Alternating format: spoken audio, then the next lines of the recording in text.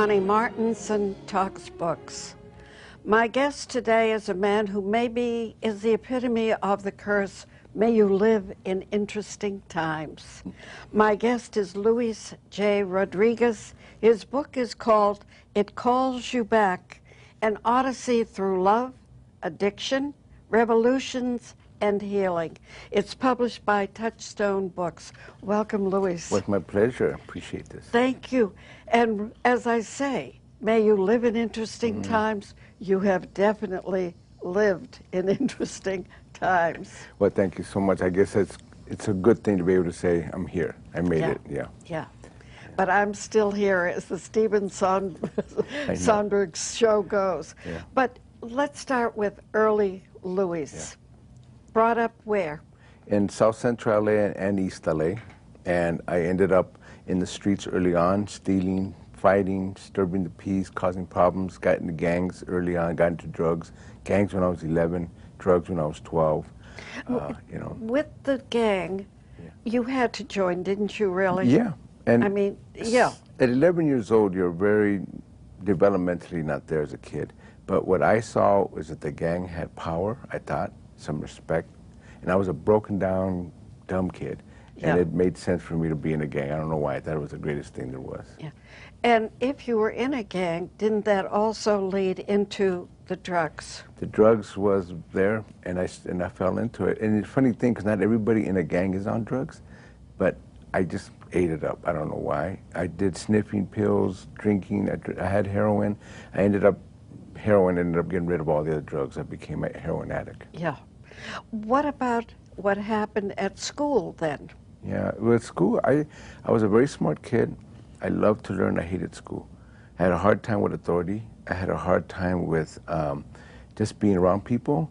And so school wasn't good for me for some reason, and I just didn't do very well in school. Luis, it seemed you had a hard time with authority all along the way. When were you able to really break it? I think it took a while leaving the gang life, and then I realized that, I had turned my life over to gangs and drugs, to other things. It took a while for me to accept that I had to own my life and start turning my life over to myself. Yeah. And it's really hard, because when you're in gangs, you give gang everything. They wanted me to shoot people, stab people, I'd do it. When you're on drugs, what does it want? It wants you to be there all the time. So finally owning my life was the battle, when I began to see that I had to have my own authority, so then I can accept the authority of others, It seemed, too, that when you fell in love with Camilla, that was maybe the beginning of what would be a new way of life.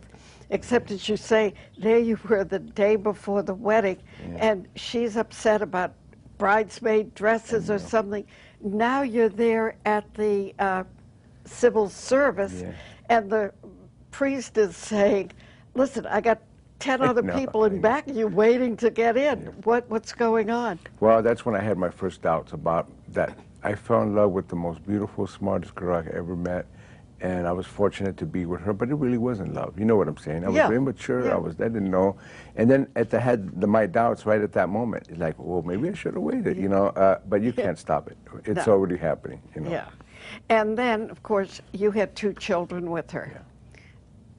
And one is your son. My son, Ramiro. Ramiro, and then your daughter, Andrea. And to me, I have to say, they were life-saving to have in my arms, to see them born. It really changes a messed up person like me. I say messed up because, again, I was addictive, I had rage issues, but the beauty of holding them was transformative. It just wasn't totally transformative. It didn't do all at once. It took a while for me to finally get what it meant. But you do put in this book, I would say you at your worst, when you were there babysitting them, in essence, and you said you threw Ramiro against the wall. One of the dumbest, most cowardly things I've ever done. Yeah. And I was drunk. I was mad at Camila. We had broken up. I was mad at the world. The bad thing about what it calls you back is those rages, that anger, the trauma you had, but you still get triggered and you don't even know how or why. Yeah.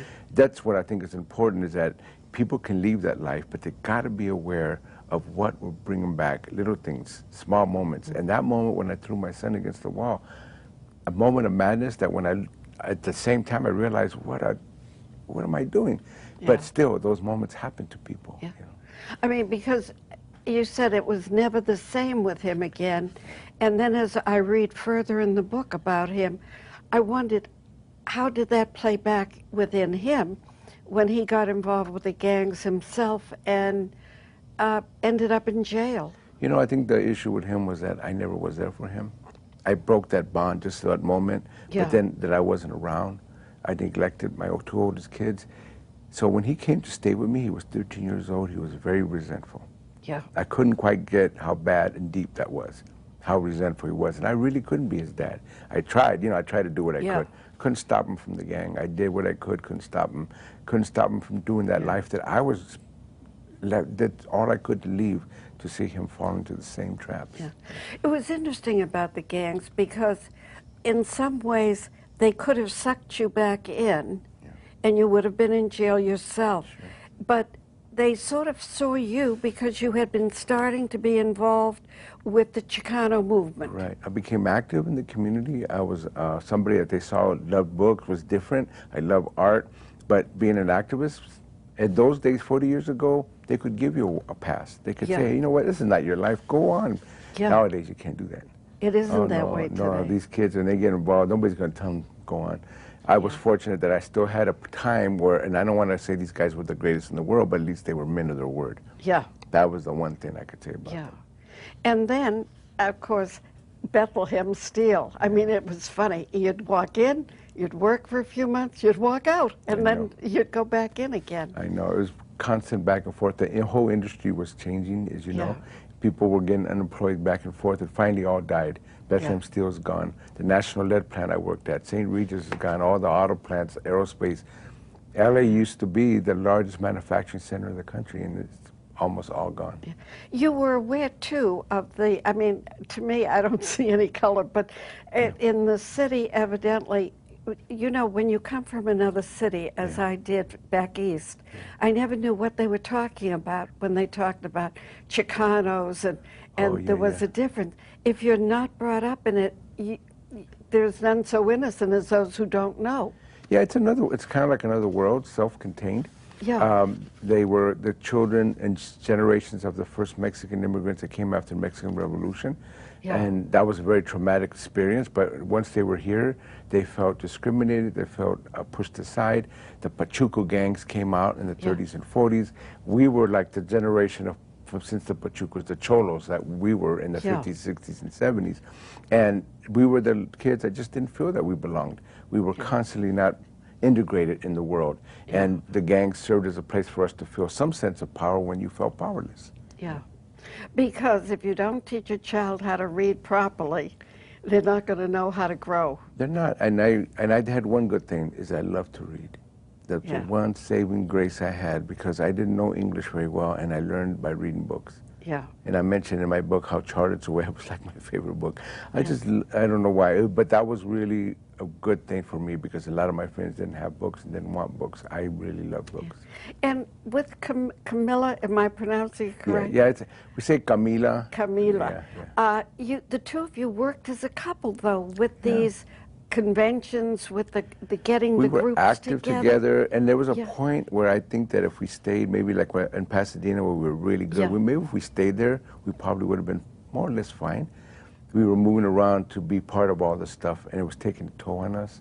And I didn't realize it till later, you know, that we were just probably moving around too much. We should have stayed in one community, worked there, and just made the most of it, because there was that point where me and her worked very well with our babies, and it was me and her active with youth and everything. It was nice. Because I kept saying, why do they keep moving? Because, you know, there's always the tension of moving. It's really a lot. It's almost hassle, money, and then you're moving from one poor neighborhood to another one. You're not really living really well, and it's just one worse neighborhood than the one before. It's like, man.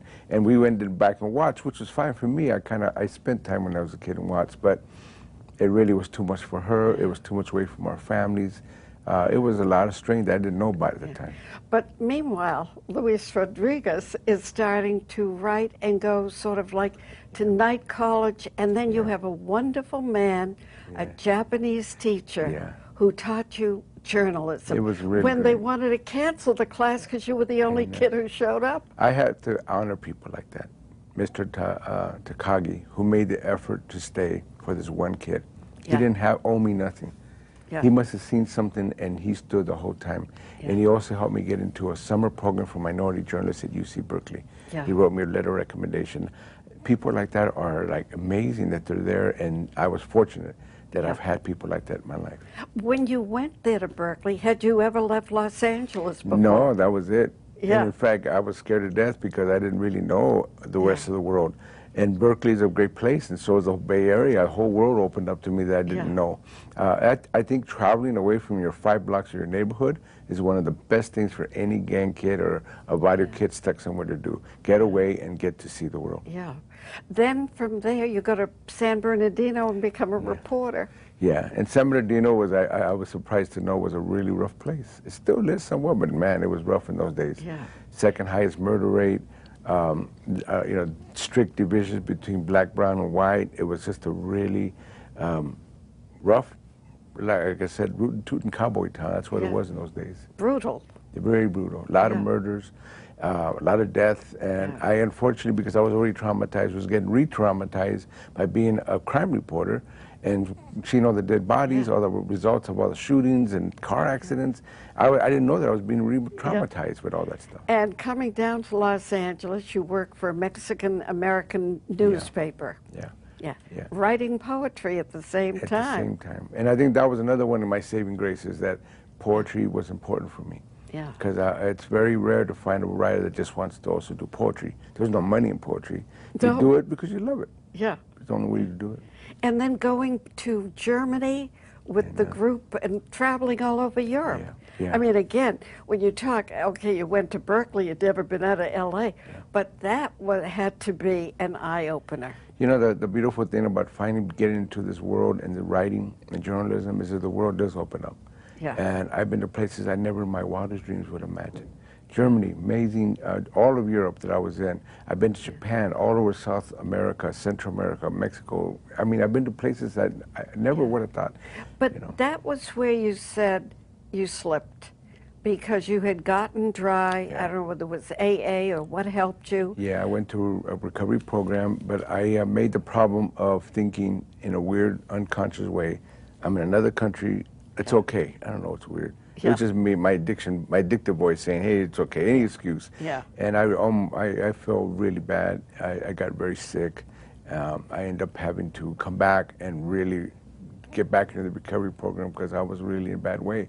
Yeah. Lucky for me, and I always tell people that if you're going to relapse, just get back up, because relapse could be the worst thing or it could be the best thing. Yeah. In this case, it was a thing that finally kicked in, and I haven't drank since then. Yeah. How did you kick heroin? Cold turkey. The only way to do it in those days. People don't realize that in East LA and some of these poor neighborhoods, there was no recovery programs. There was no methadone. It wasn't. And cold turkey in the county jail, which is like, that's kind of weird. But it's interesting that the same guys that were going to sell me the drugs were the guys willing to help me. Strange. Yeah. Yeah. In one pocket, out the other. But I guess they saw, well, if you really don't want this, we don't want you either. I mean, it was a different time. Yeah. You know, it's like, oh, man, okay, we'll help you. We know how to do it. What about when you went down to El Salvador to investigate how Crips and Bloods were going down into Central America? Yeah. And